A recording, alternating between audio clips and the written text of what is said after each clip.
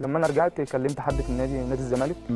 يا جماعه انا عايز ارجع لان انا مش هكمل احتراف. قالوا لي كلموني ساعتها وقالوا لي طيب حاضر. واسبوع جاب التاني. انا دلوقتي واحد لو مش عايزك رحت حضرت التمرين في نادي انا لو الزمالك مش كمان. عايزك يا كابتن انا مش هجيلك. نعم. دي شخصيتي. كويس. انا فضلت في النادي شهر ونص. محدش بيسال فيا. كنت بروح اعمل ريكفر في النادي واخد بعضي وامشي. ولحد دلوقتي الاهلي ما ظهرش في الصوره ما كانش ولا فيه بدات لسه تندع ما بقى؟ كانش فيه لسه الاهلي. نعم. فبعدين كنت قاعد اتكلمت مع كذا حد من نادي الزمالك. انت اللي بتتكلم. يا جماعه انا عايز ارجع. يا جماعه انا عقد انا مش هكمل هناك. رجعوني. لحد ما في حد من هو موجود دلوقتي. انت مش عايز تقول اسماء؟ لا مش عايز اقول اسماء. بلاش. موجود دلوقتي قال لي موجود موجود مسؤول في الزمالك. موجود. نعم. قال لي فني ولا اداري ولا فني ماشي. قام قايل لي طب ما تدفع انت الفلوس.